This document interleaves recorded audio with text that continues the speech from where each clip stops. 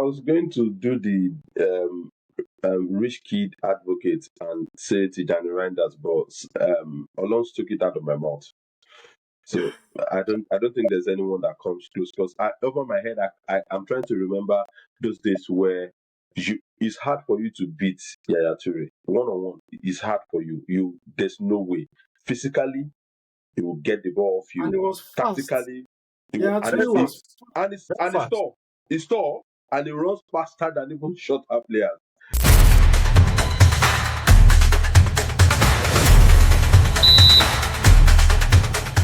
Welcome back to the Late Go podcast. And like I promised earlier, on this episode, we are having the Osimhen segment.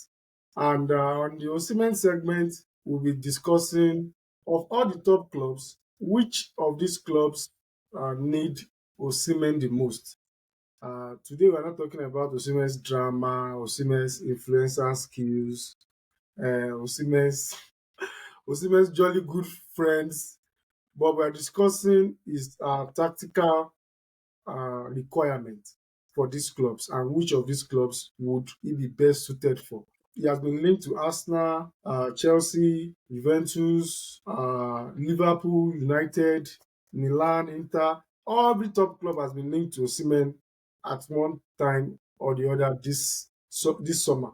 So we're discussing which club best suits Osimhen. Yinka, let's start with you. Okay, so I know I mentioned on the last episode. Well, I'm not supposed to give this away, but I did have an opinion regarding where I think Osimhen should join on the last episode. But given the way that you framed your question, you listed about 6, 7 clubs: Arsenal, Man United, Chelsea, Liverpool, Juventus, AC Milan, and Inter. For me, I believe that the team that need Osimhen the most, and the team that Osimhen would probably slot into like glove to hand, you know the way glove fits into hand, would probably be Arsenal.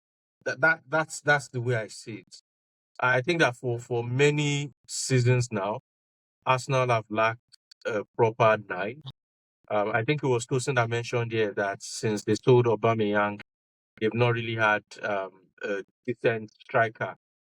Um, Osimhen presents himself as the best solution for that problem. Also, the way he plays from a tactical perspective, I know that it's not the type that would probably join in build-up play and maybe try to draw some of those triangles in midfield that probably Kai Havertz will get you or a Benjamin Sesko will get you. But Osimhen will get you goals. And I think that's what Arsenal needs. I also mentioned on one of our episodes in the past that I've looked at some of the teams, top teams in the Premier League. You have players that can guarantee you 20 to 30 goals in almost every team. Liverpool have Salah, City have Erling Haaland, Chelsea do not have at the moment, but they are looking to get one. Man United are currently not the top team as far as I'm concerned. They're a top brand, not a top team. But if you look at Real Madrid, they have Kylian Mbappe. Look at Barcelona, they have Rafinha, Lewandowski. Even Inter, regardless of the poor season by standards that Lautaro had last season, Lautaro is still the kind of striker that would guarantee you 25 to 30 goals in a season. So every team needs a player like that. And I think that Arsenal do not have that. For the kind of ambition that they have, they want to win the Premier League, they want to win the Champions League, they want to win trophies. You need someone that can guarantee goals, even on his off days. You need strikers that, even if they do not play well for 89 minutes, on the 90th minute, you know that they can still make something happen. And I think that Osimhen ticks that box perfectly. So for me, I do know that Man United need a striker. All of these other teams that we mentioned need a striker. But the best striker that can fit into the team that needs the striker the most and would probably fit in with Osimhen's style of play would be Arsenal. well, personally, I have a contrary opinion, but I will let JD go next. JD, who needs Osimhen the most? Critically looking at it, you would want to say the teams on your list that needs Osimhen the most is Arsenal and AC Milan. But we are talking about serious teams here, so AC Milan is definitely out of the question. So I think the only thing I would, Hey, What is toad? the only team I want to What respond with is toad? Deji, that needs Deji, Osimhen on the list Deji, look is at me, look at me, look at me um first. Deji, Let, look at see the way you just said it as if he did not say anything. we have to be realistic. We have to be realistic, regardless. We have to tell the truth, no matter how bitter it is. So I agree with Olons. I agree with everything that I said. Osimhen to in Arsenal would fit like gloves to the hands. In the sense that Arsenal is a club that plays beautiful football. Most of their players are technical players. They are the players that can do the link ups. They are the players that can pass the ball. They know the basics and all of those things. Osimhen is like a bomber. Is that person that they need to get to the next level. He's just like he's gonna be to Arsenal what Erling Haaland is to Manchester City. If Arsenal really want to compete for titles, if they really want to get serious with winning the Premier League, I think the right player for them is Victor Osimhen, no their doubt, life. no doubt. The right profile for them to go after is Victor Osimhen, but we all know what the problem is, and that's where the impasse really comes in. But I agree with Olons. With everything that I said, that Osimhen perfectly fits in at Arsenal. If the deal happens, he would fit in really well at Arsenal. A very big if. Cause But I think I agree relatively. our in-house Arsenal analyst, please. President Arsenal hater. You're just setting me up. It's okay. I feel like everybody said they are the ones in. If you arrange the pecking order, they are the ones really in need of a striker. It looks like that position is the missing part of the puzzle for them to be able to move to that next level, aside probably sacking Ateta or something. So that would probably be the Sacking only Ateta missing moving to thing the next there. level. However, At Arteta wins something in his seventh season. I Go and know, write it down. I know, I agree. Carabao Cup is fine. I agree. It's also a winning at the end of the day. But even if you win Carabao Cup, there will still be backlash at the end of the day. People want more. Of Arsenal fans course. have waited for this long, so they want something different. They want something they've not seen in a long time. They want the Premier League. They want the Champions League. They just want something different. So I think Arsenal would be. I would want him in Milan because he's got the experience. He's played in Serie A before. He's proved himself in Serie A before. He will pull the threat at any point in time on any defense. It's But not cheap. like I said, I No don't Serie A club think can afford him. It's I not don't cheap. think we are in the Juventus can right afford him. space of mind at the moment to do anything right in Milan. We are doing everything wrong at the moment. So they should continue in that Because trajectory. even Over the time, we'll come back. 75 It's million okay. release clause is only valid for foreign clubs. So Serie A clubs should just look elsewhere. But no, even in Syria, nobody will buy more than some. They should not. They should not. They should not make it look like if they don't want to sell, he will probably see out his contract and move to any But club then, that he but then, wants. All this but then, one. Cass, look at it from this angle. Napoli wants Musa. Ahmed Musa. Osimhen is 75 million. Let's say Yeah. ADL Napoli wants puts Ahmed 75 Musa. million for us also. Mhm. Napoli wants Musa.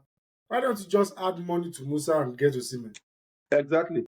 In fact, I'll be glad to even to give them Musa and Musa's family as well. That they can have his Ah, family in case they need stewards, they need people to work in the cafeteria because in that fact, guy is a nice soul. we can sweeten the deal for them. We'll give them Musa, Okafor, and Chukwueze. Anything can Plus happen in money. football, but I don't think Conte will allow it. Sha. Also because, like I said, that clause is only valid for foreign teams. So ADL would probably request for way more than that from a Syria team.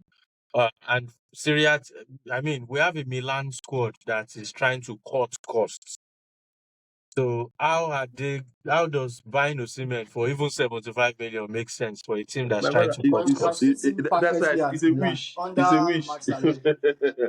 It's a wish. Milan would have been the best I team I for mean, him. under Allegri, Osimhen will bang. Osimhen will bang. He's the kind of He would striker have banged that Allegri under likes. Allegri. Allegri likes. Perfect match. They would have been a Kind of All those perfect striker that match. he likes. crosses. He has hold Man. up. Allegri just likes for his strikers to have hold up, be able to bring others into play when they are doing counter attack, and be present in the box by the time those others are sending the ball into the box. Osimhen can do all of that. Ginger too much for his body. Ginger plenty. Oh. So, Cass, Power. you They also don't believe sell that gala for Osimhen, traffic. Arsenal, you also believe that Arsenal needs Osimhen the most.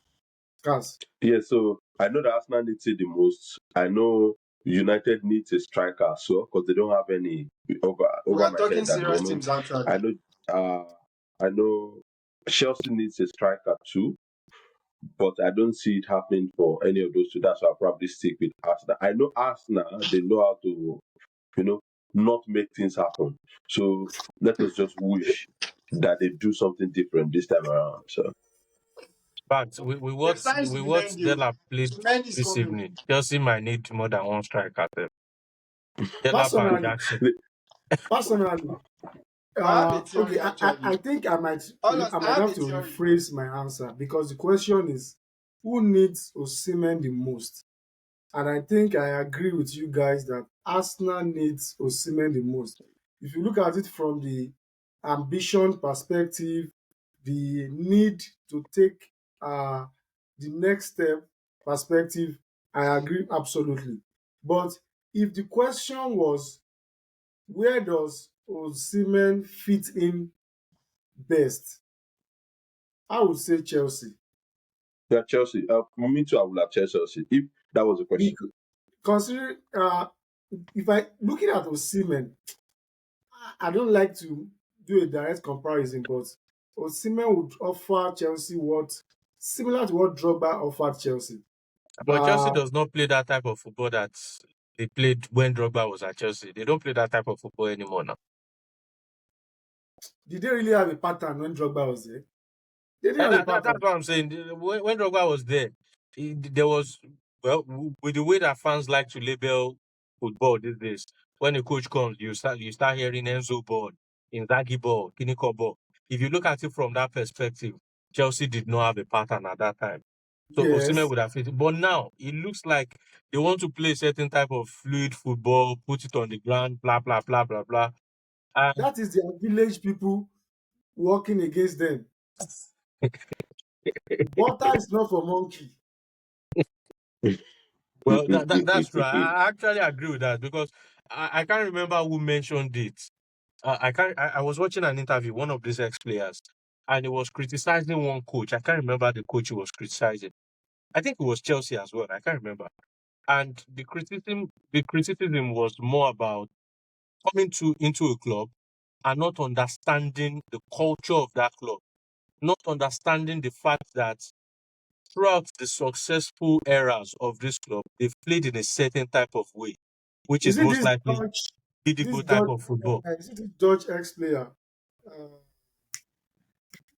this I think I remember that interview. It's a Dutch I ex-player. I can't even think remember who was involved now. That they played in a certain type of way during their successful era, whether it's Gidigbo, whether it's kick and follow, and then you Tuesday. come in and you said you want to change it completely, and you expect to achieve that type of success. In most football clubs, you hardly find things like that. It's almost like someone going to Barcelona now and saying he wants to achieve success with kick and follow. When throughout their successful eras, they've always played Tiki Taka. this tiki-taka total football type of, at least as far as I know, throughout Johan Cruyff till it got to Frank Rijkaard, Pep Guardiola. Frank Rijkaard a bit less than Pep and Klopp, obviously. But Pep Guardiola up until Hansi Flick now, their best eras they played in it. So as a coach, you must understand culture of the club you are going to, the type of things that I think it was Gullit that said it. I remember Yeah, now. Gullit. Gullit on the overlap show, and he was talking about Chelsea, and he was talking about Todd Bowley, actually their owner, and he was saying he did not understand the culture of the club, and that was the line that I was towing.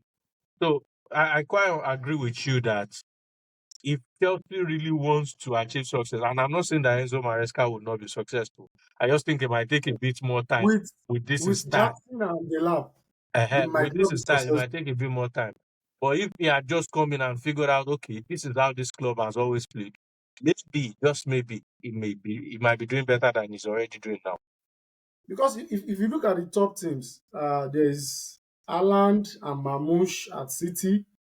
There is Salah, who offers minimum of 20 goals. Florian Wirtz is coming off a very good scoring record. Ishak might be joining. Isak I might be I joining doubt them. if that deal is going to happen. In any case, No, they if will get that the is striker because they are going to discard Darwin Nunes. I Nunes. I Napoli might be interested in Nunes.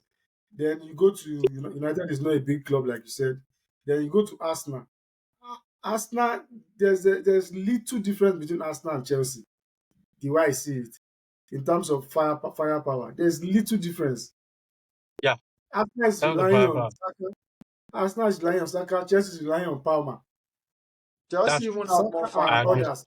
Palmer and others. So there's really little. So then there's, in fact, if you look at Newcastle's front line, you might be saying, okay, is this not even better than what Chelsea has? It's But true now because they have Gordon, you have Gordon on the left, you have Isak, they you have have Isaac. who do they have on What's the this right? other person? Is it Barnes? No, I can't remember. I can't Abi remember the other. Barnes. Barnes is backup on the left. Barnes is back. I can't remember the third person. And you are looking at, okay, these guys might have something good in attack compared to Chelsea and Arsenal. So uh, Chelsea really need to buy something meaningful, or else they might be challenging for top four or top five again next season. Uh, it's been an interesting Osimhen segment. To our Arsenal fans, we for those of you that want Osimhen, we pray that your wishes are granted. For those of you that don't want him, we we hope you are making the right decision. Benjamin Sesko might be young, but he comes in with a very huge risk. Gyökeres also comes in with a very huge risk. But then it is what it is.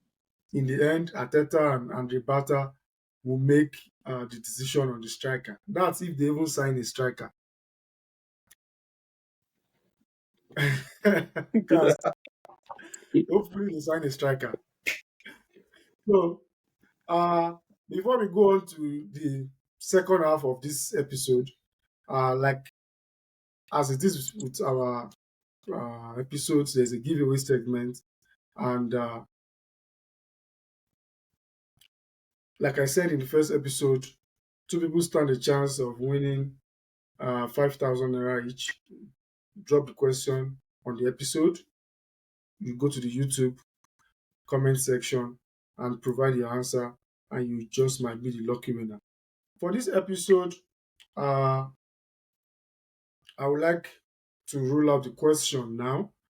And the question will be referring to the Late Go podcast, episode 26, Summer Shake-Up, Osimhen Gyökeres drama. On that episode, what club did Yinka believe Osimhen should join? What club did Yinka believe Osimhen should join? On the episode 26 of the Late Go podcast, titled Summer Shake-Up, Osimhen Gyökeres drama. I wish you all the best. Now to the second half of this episode, where, like I said, we'll be talking about two fantastic midfielders, one French and one from Ivory Coast. Actually, they are both of African descent, but one represented Ivory Coast and the other represented the French national team.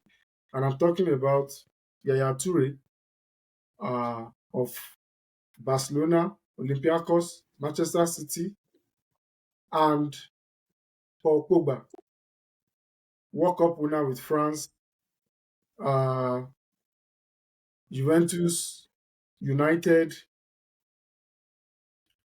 Now, at the prime of these two players, who takes the day? So we are doing prime Yaya Touré versus prime Paul Pogba. Yaya Touré is an AFCON winner. I think he won the Champions League twice with Barcelona, multiple league titles at Olympiacos, Barcelona, and Manchester City. In his period in City, he became a legend of the league with his impact at Manchester City. Then you have Paul Pogba. He enjoyed his prime at Juventus, World Cup winner with France, one of the finest midfielders on his day. Cas, I can see you are looking meticulously, like as if Samson wants to set us up this night. Prime Yaya Touré, prime for Pogba. Who takes the day for you and why? I can't Ah, hear you, Samson. mm, I said prime Yaya Touré, He prime said Paul prime Yaya Pogba. Touré and prime Paul Pogba. He's asking me the Oh, question: shit. who takes the day? Can you hear me? I think I can hear you now. Yes. Oh, okay. I think probably we lost something. So he was asking me prime Pogba and prime Yaya Touré who takes the day. So for me, I would say Yaya Touré anytime, any day. He, in terms of the way he delivered these things, the things he did at his prime, consistently, not just at the club. He did it at different clubs. His delivery was consistent. He became a master of the midfield at some point, and you can't. I don't even think Can you guys in hear my me? head I wouldn't have ever compared the two of them at any point in time. So I would always take Yaya Touré anytime, any day. Something, can you Can you hear me? guys hear me? Yeah, we can hear you. Yeah. So, Cas, you said no Looks like Yes, Samson comparison, is right? we can having hear you, some Samson. problem. Okay. Can hear you. So, I Cas, you said in said my no. head I never thought that a day was going to come where yes, I said I never thought the day was going to come where I will ever compare Yaya Touré to prime Yaya Touré to Paul Pogba at any point in time, because Paul Pogba is a very good player. Like I said, I love him. He's good, but Yaya Touré is in a class of his own. Yaya Touré should be seen if Yaya Touré had been an English player, for example, what would have been said would have been totally different today. He David delivered Yaya, consistently. He delivered consistently at that or level. It Frank wasn't, Yaya, yeah, and whatever it is, Stephen Yaya, whatever it Steven is you want to Yaya. call it doesn't matter. But he delivered consistently at Barcelona, where you had class.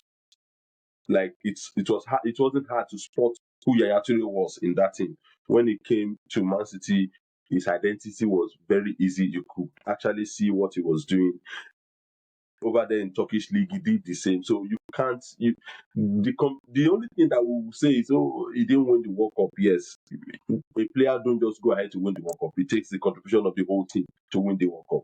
You understand what I'm trying to say? But in terms of delivery, at every point in time, he won everything that was possible to have won in his time. So I see him as a legend that shouldn't be compared to even Paul Pogba, in my opinion.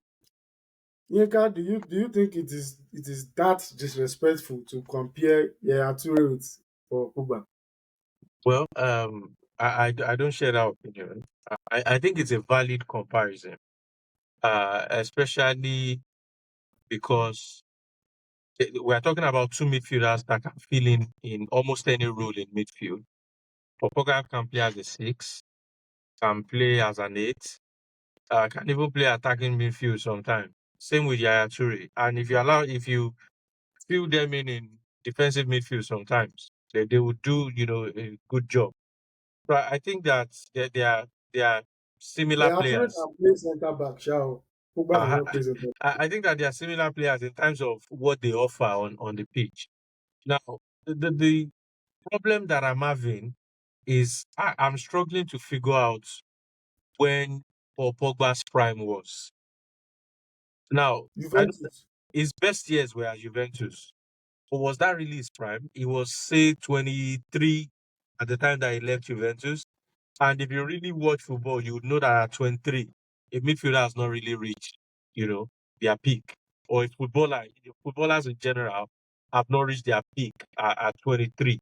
You would still consider them as players that still have massive potential, players that can still, you know, blow up to be something even bigger, regardless of what they show at that level.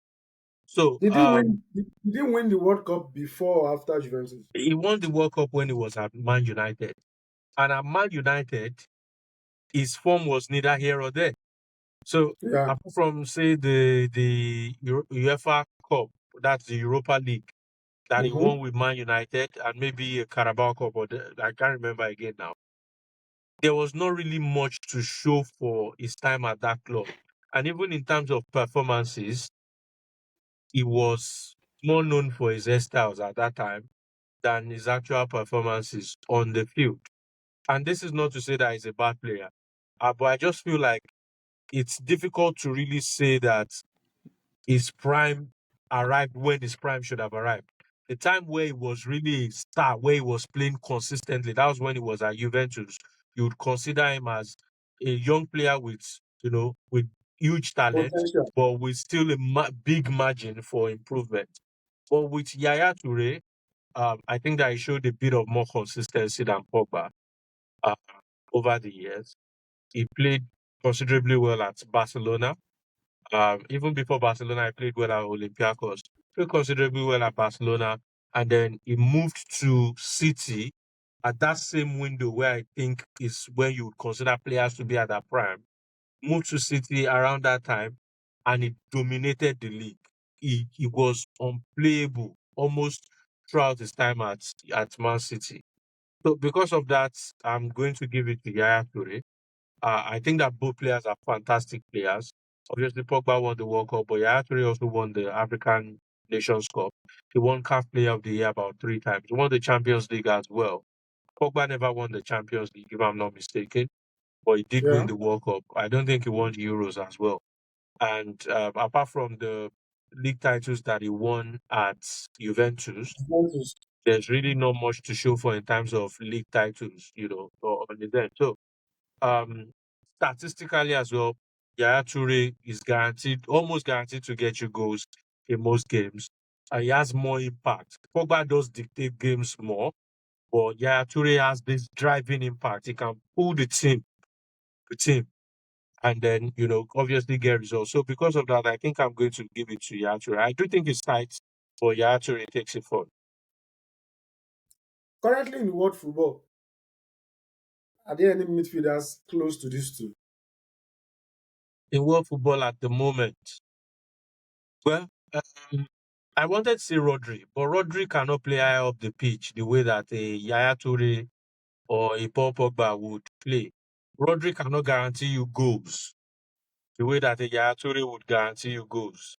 So it's difficult to say, you know, uh, Rodri. I would have said Kevin De Bruyne, but Kevin De Bruyne is past his time as well. But if it was prime Kevin De Bruyne, I would say Kevin De Bruyne is quite close. I cannot think of any other player in terms of what they deliver and what the attributes that they bring to the field.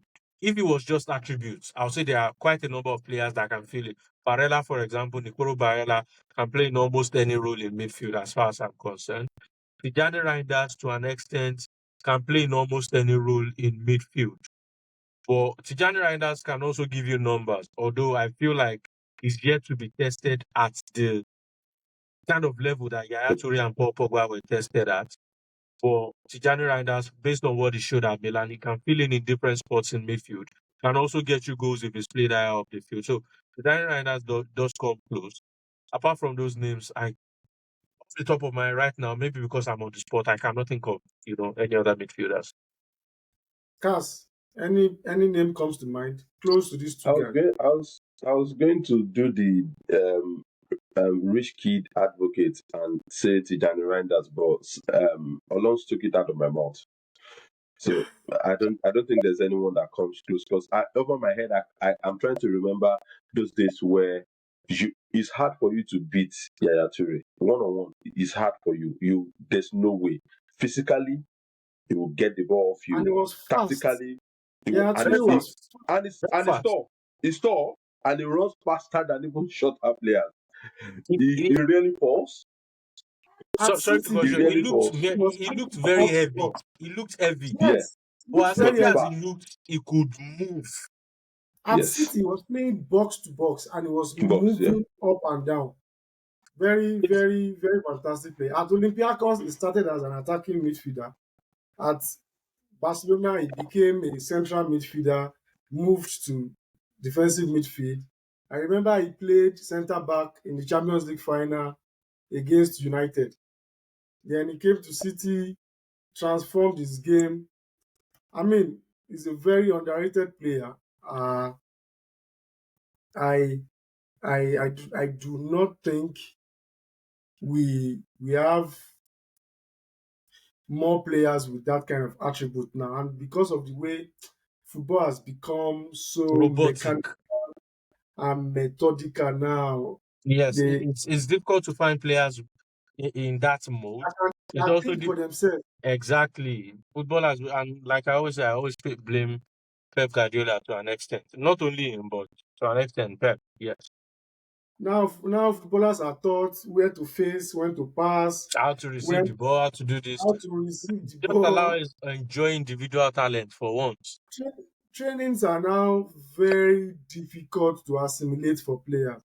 The other day I was watching Real Madrid's training, and the only thing Alonso has not done is to request for Madrid jersey and join the players on the pitch. Honestly, he was teaching them every basic thing, what pressure to apply on the ball, how to loft the ball. I mean, And I'm like, footballers that have been playing football probably since they were young, and you're people that just are, now teaching them how to run, how to people that do are this, how teaching, to do that.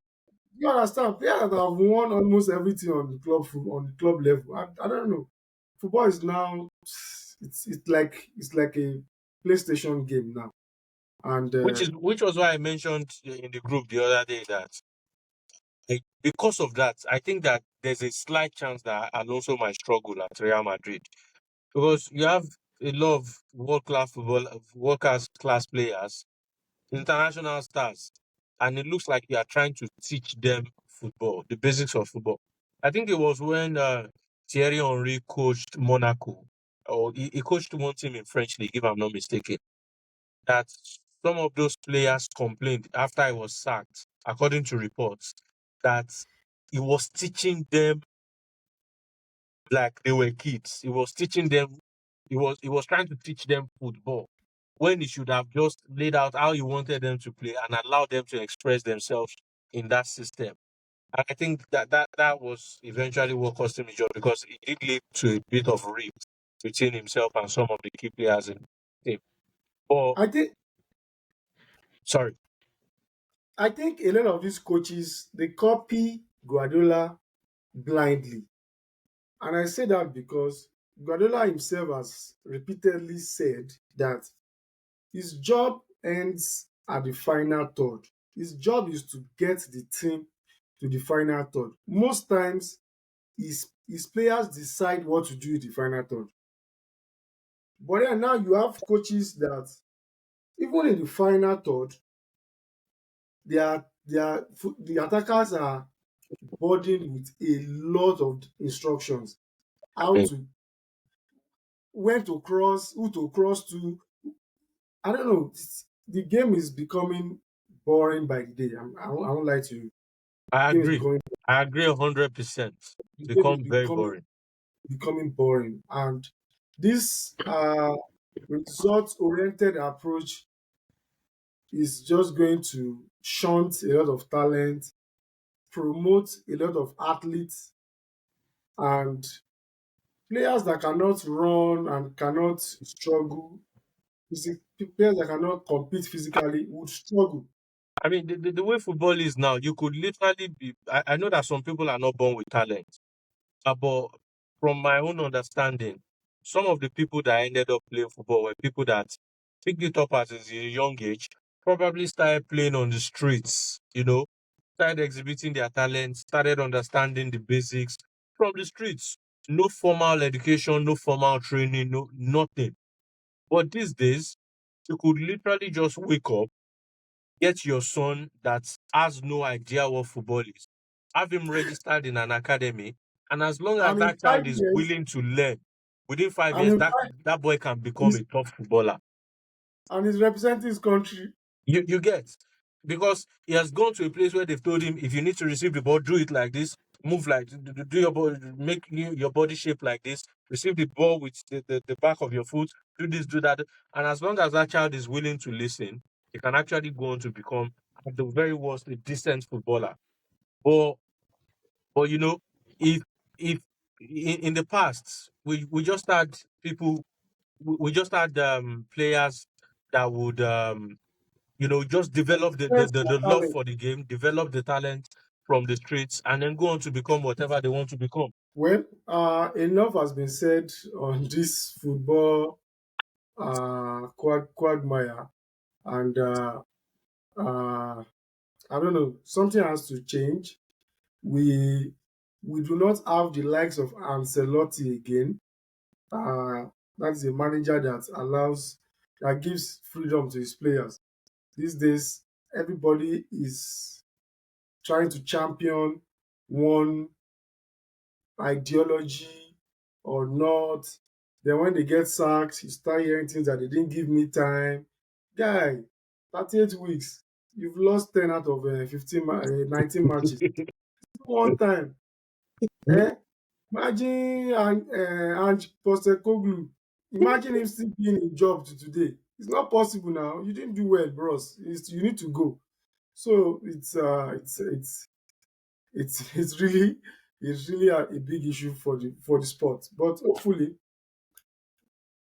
I pray Alonso gets it right. My fear is that he would lean towards the younger players and try to.